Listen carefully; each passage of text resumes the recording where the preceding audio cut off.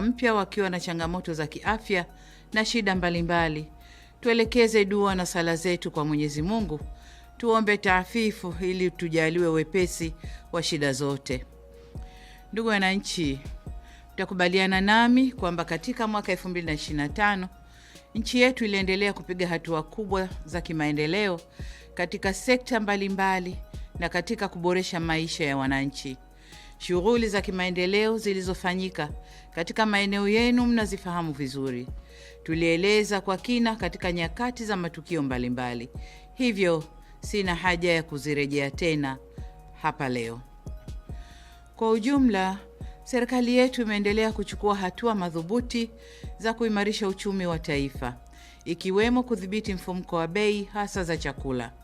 Kwa mwaka huu wa 2025, wastani wa mfumuko wa bei nchini ni 3.4%.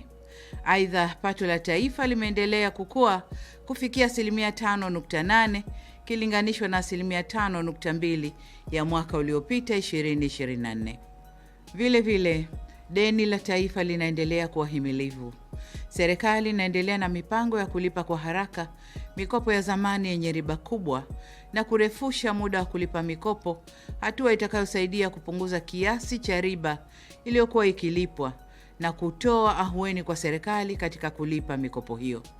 Ukuaji wa uchumi nchini umetokana na uwekezaji wa serikali katika miradi ya kimkakati ya miundombinu pamoja na mchango mkubwa wa sekta za madini, kilimo, ujenzi na sekta ya fedha na huduma ikiwemo utalii.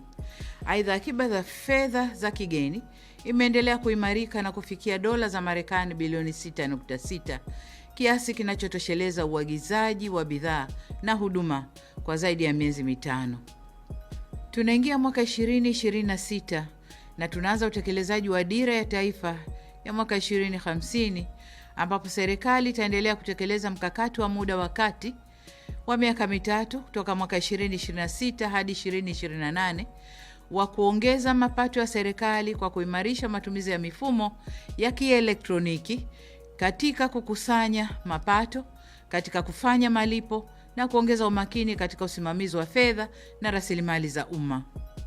Ndugu wananchi, pamoja na mafanikio hayo, serikali itaendelea na utekelezaji wa ilani ya Chama cha Mapinduzi, ikiwemo utekelezaji wa ahadi za siku 100 tulizotoa wakati wa kampeni za uchaguzi mkuu, ambazo zipo katika hatua mbalimbali za utekelezaji.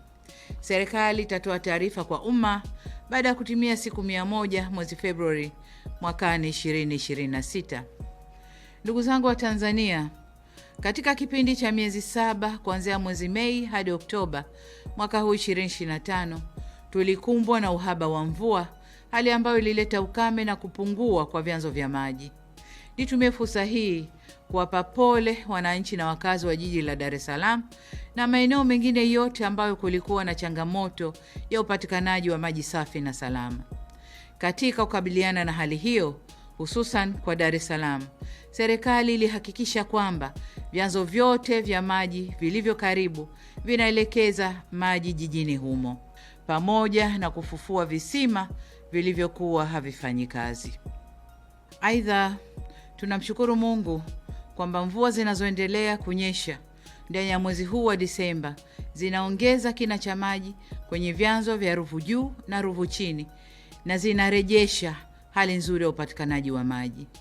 Katika hatua nyingine, serikali inaendelea na ujenzi wa bwawa la Kidunda na ujenzi wa awamu ya pili ya mradi wa maji wa Kimbiji Mpera ili tuweze kuondosha kabisa shida ya maji mkoani Dar es Salaam na mikoa jirani hata katika hali ya ukame.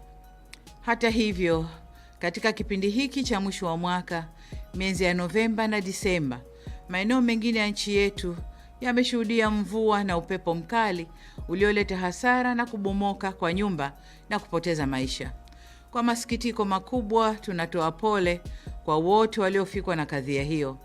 Nazitaka kamati za maafa wilaya kuchukua hatua stahiki ili kuweza kuwasaidia wananchi hao. Aidha, ni vyema kwa mikoa iliyopata mavuno mazuri kuweka akiba ya chakula ili kitufae katika siku za usoni.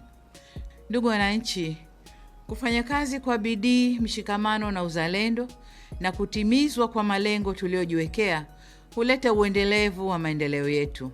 Hivyo basi serikali itachukua hatua za kimkakati kuweka mazingira rafiki ya kisera, kisheria na kiutendaji yatakayoongeza fursa za biashara, uwekezaji na fursa nyingine za kiuchumi, kijamii na kisiasa kwa Watanzania wote. Wakati huo huo, tutaendelea kuvutia wawekezaji kutoka nje ya nchi bila kusahau wajibu wetu wa kulinda rasilimali za nchi ili zitumike kwa manufaa ya taifa. Ndugu wananchi, kiungo kingine cha maendeleo ni uwepo wa utulivu wa kisiasa na hali ya amani na usalama nchini. Mwaka 2025, pamoja na mafanikio makubwa tuliyoyapata, tulipitia pia changamoto na mitihani iliyotugusa sote. Itakumbukwa kuwa mwezi Oktoba mwaka huu tulipitia nyakati ngumu zilizohitaji subira, mshikamano na uzalendo. Kwa dhati kabisa, ninavishukuru vyombo vyetu vya ulinzi na usalama nchini na wananchi wote kwa ujumla kwa kuendelea kudumisha amani, umoja na mshikamano wa taifa letu. Tumeweza kuthibitishia ulimwengu kwamba Tanzania ni taifa imara, himilivu na lenye kujitahidi kushughulikia changamoto zake. Tunapoanza mwaka 2026, serikali imejipanga kujenga umoja wa kitaifa nchini.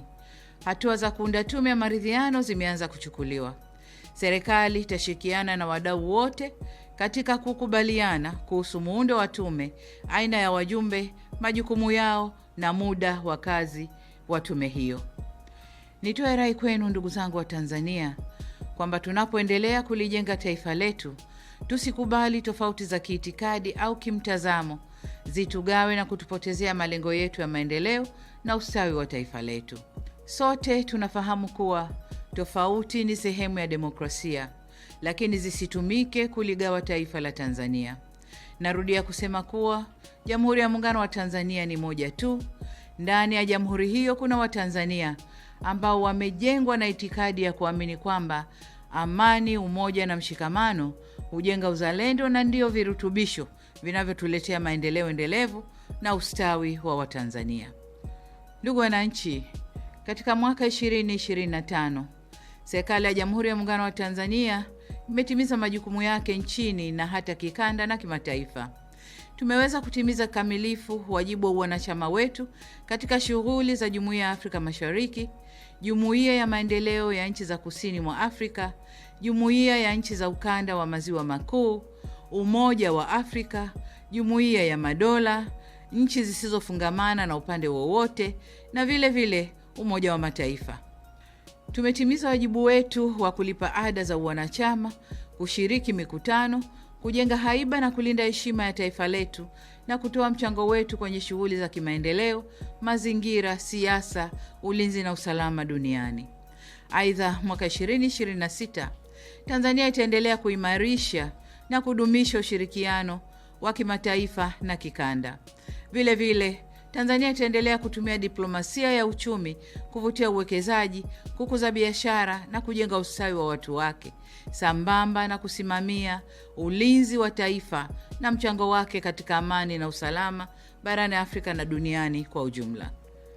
Ndugu wananchi, nihitimishe kwa kuwasihi Watanzania wote tusherehekee sikukuu za kumaliza mwaka na kuanza kwa mwaka unaokuja kwa amani na salama. Baada ya kusema hayo, niwaombe muungane nami. Tumuombe Mwenyezi Mungu atujalie mwaka 2026 uwe mwaka wa heri na baraka tele. Amin. Nawatakia kila la heri katika mwaka wa 2026. Mungu ibariki Afrika. Mungu ibariki nchi yetu Tanzania. Na asanteni sana kwa kunisikiliza.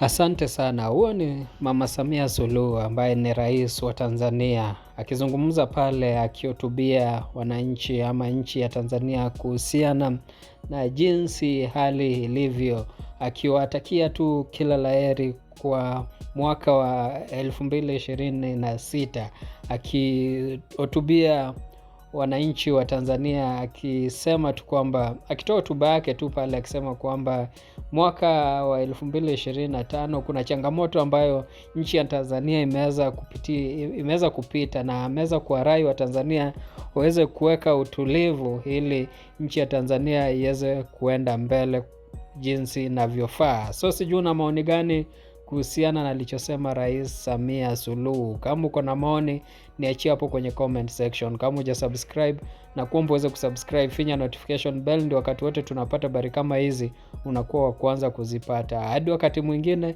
na kutakia usiku mwema. Asante sana.